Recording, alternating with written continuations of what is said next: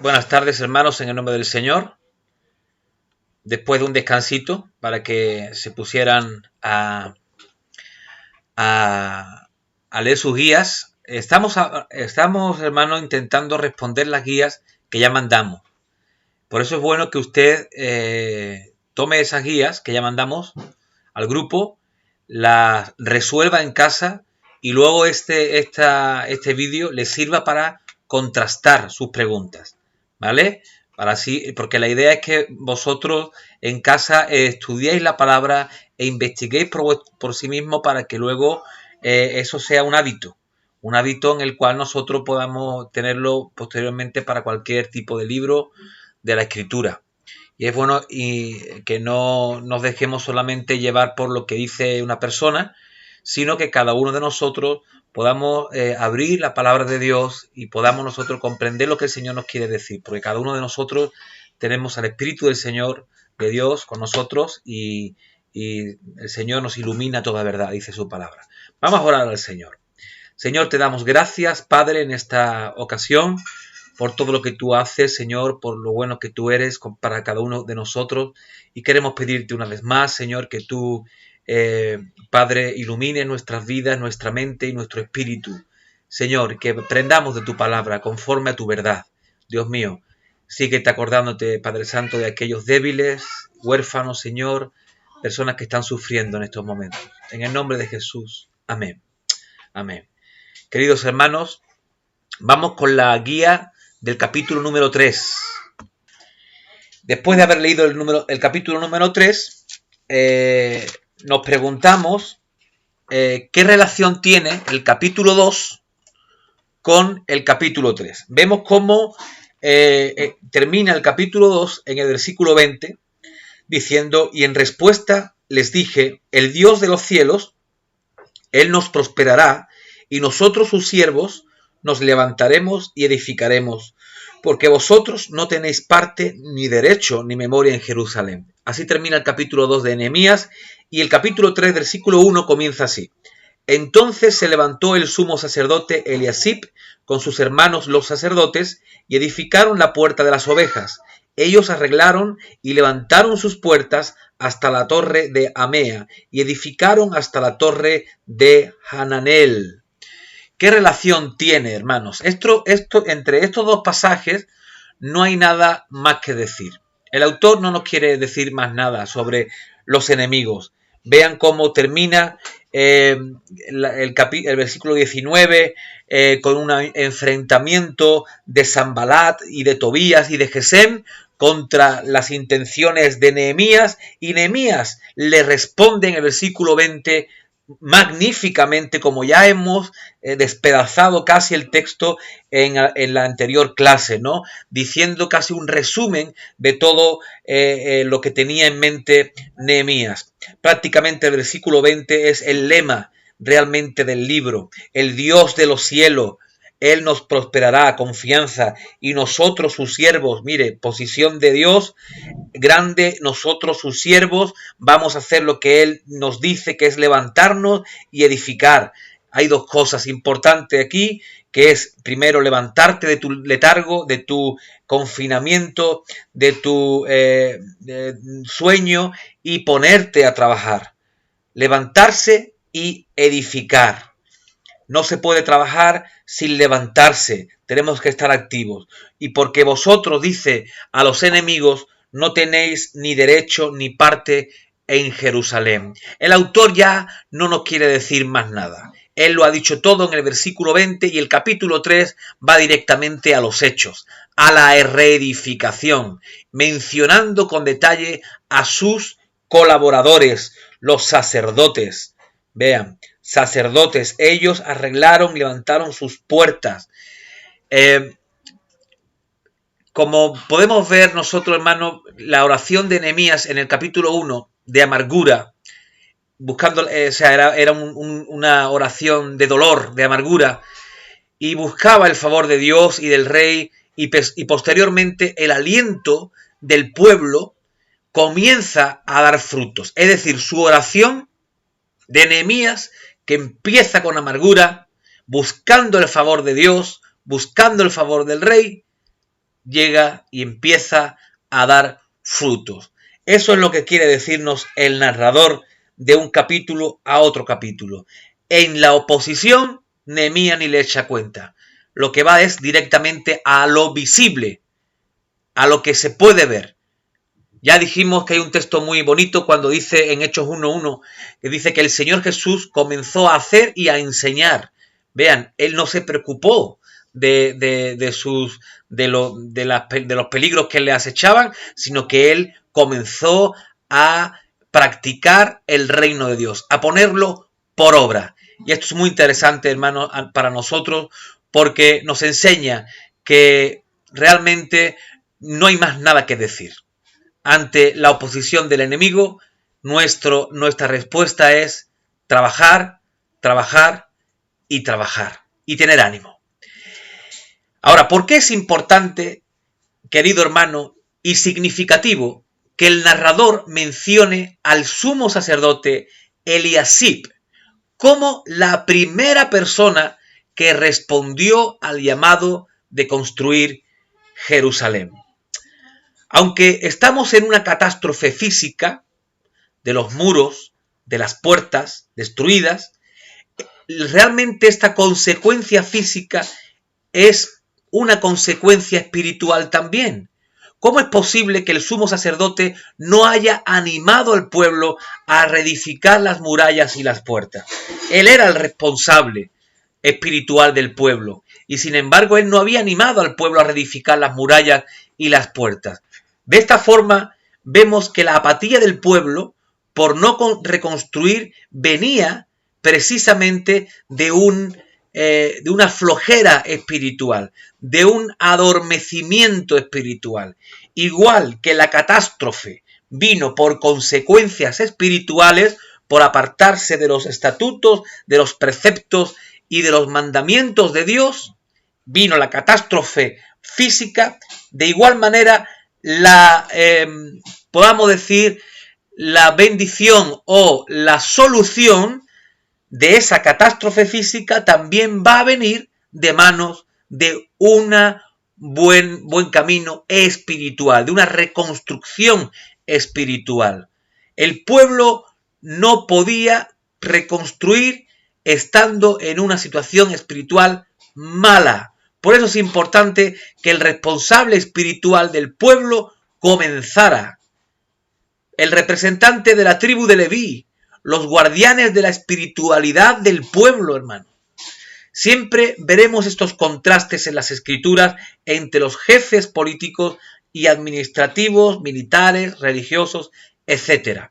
Pero cuán importante esa parte espiritual. Si el pueblo está dañado espiritualmente, no se puede reconstruir nada. Por eso hay que comenzar con la sanación espiritual. Y esto como un consejo que viene de parte de las Escrituras, nosotros tenemos que comenzar en nuestras iglesias con la parte más importante que Dios nos ha dado para reconstruir al pueblo, que es su bendita palabra, la palabra de Dios, la palabra que tenemos escrita, que a través de la palabra de Dios, de la buena exposición de la palabra de Dios, de la fuente de gracia, nosotros podamos ir reconstruyendo el interior espiritual del pueblo y por tanto de la iglesia, y de esta manera la iglesia va a comenzar a tomar fuerza, a tomar ánimo para reconstruir de una manera física. Hermanos, no es tan difícil, no es con nuestras fuerzas, no es con nuestra sapiencia, no es con nuestra sabiduría, es con las fuerzas del Señor que nos da a través de su bendita palabra. La palabra de Dios escrita, perfectamente entendible, que se muestra desde los púlpitos, desde los corazones de los creyentes, para restaurarlos y que comiencen a levantar esos muros y esas puertas que el enemigo ha destruido.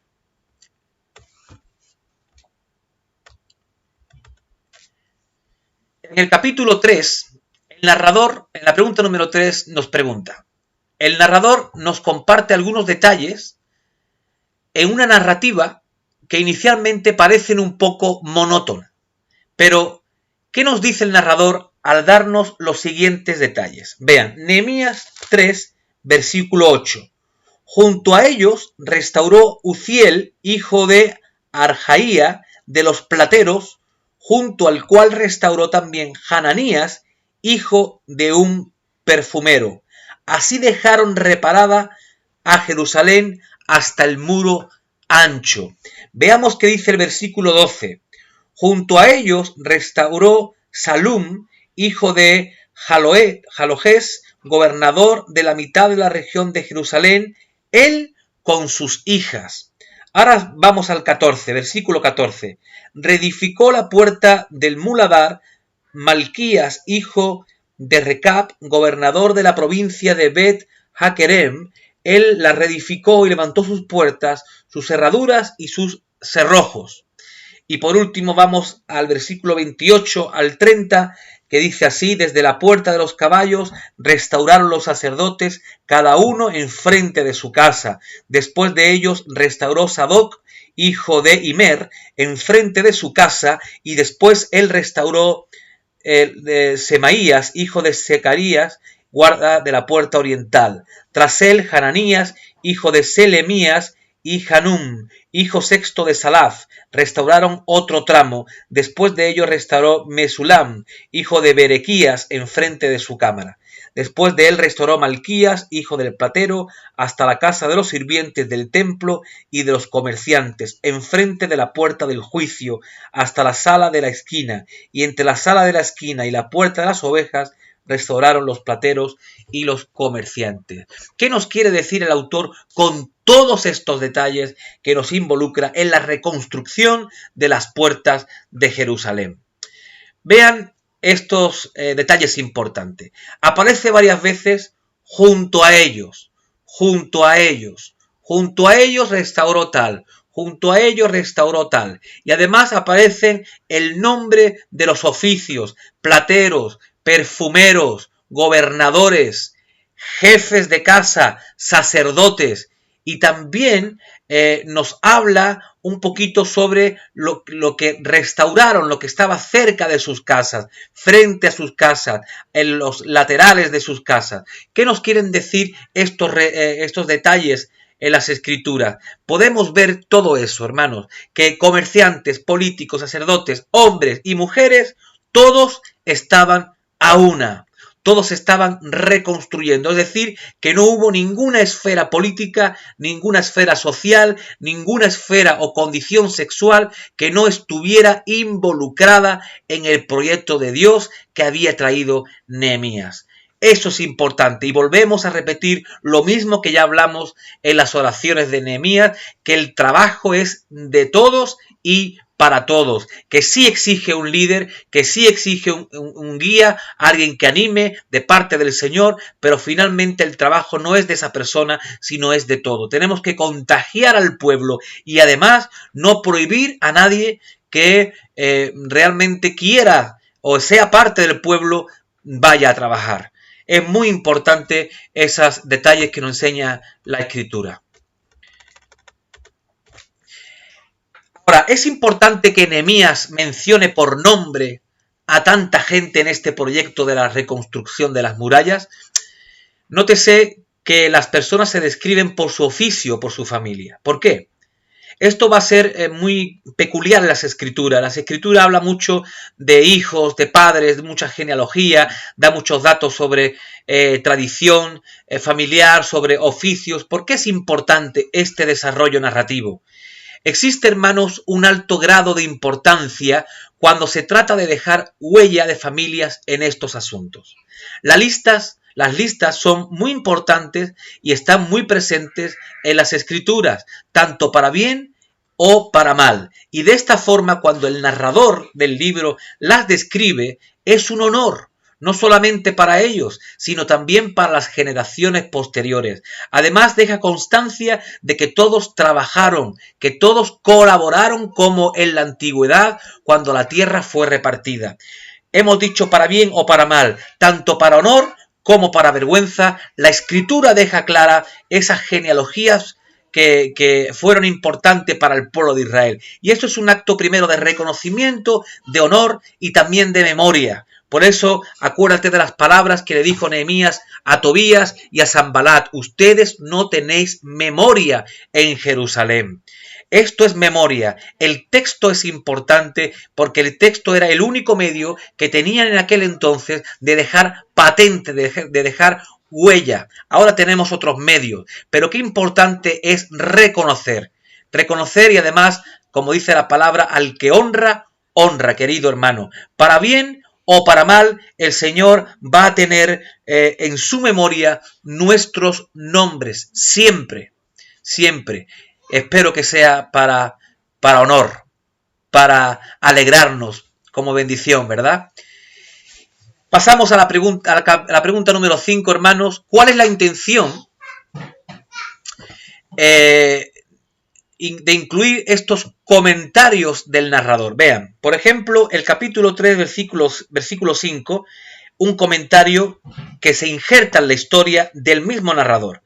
E inmediato a ellos restauraron la tecoitas, pero sus grandes no se prestaron para ayudar a la obra de su señor.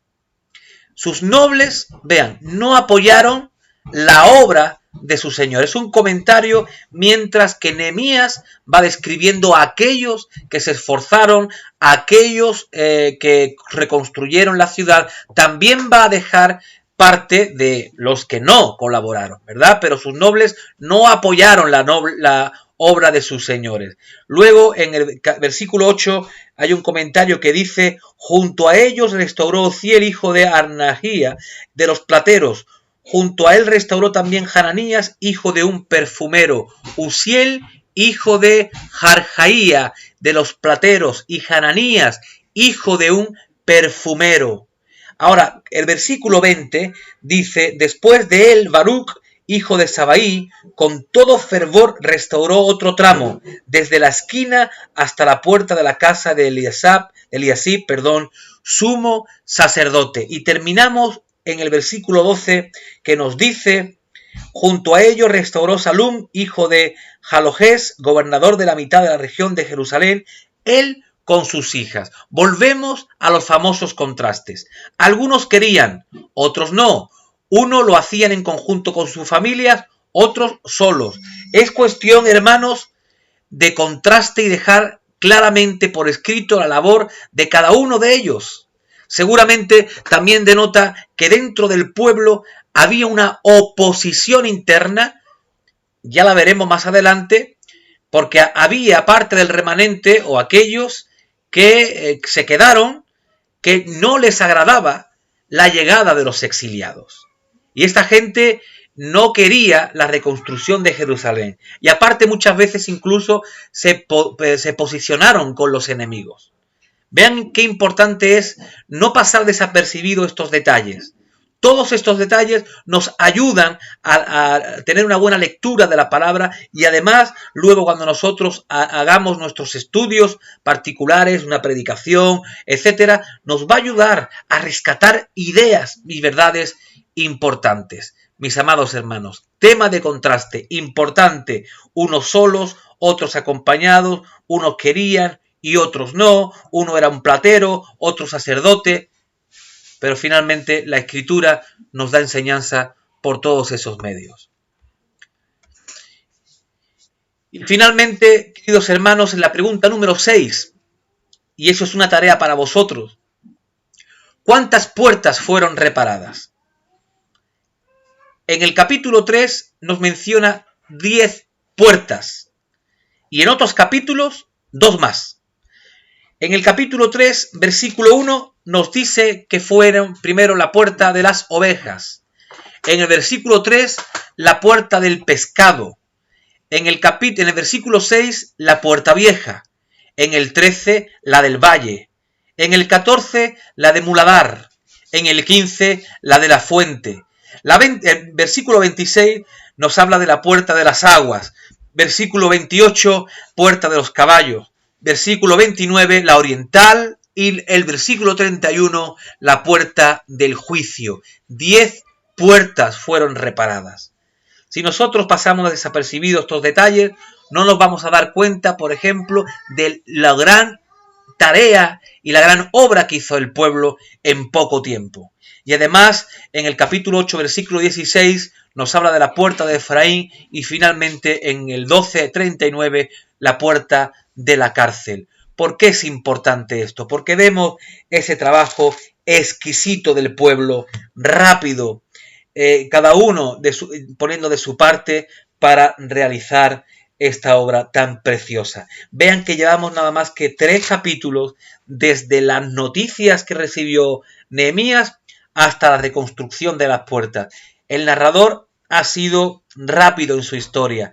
La desgracia no tiene sitio, tiene muy poco espacio en la historia. Lo que más engorda la historia es ese esfuerzo de reparación, ese esfuerzo de ánimo y ese esfuerzo de levantarse y trabajar. Queridos hermanos, los dejo por este día.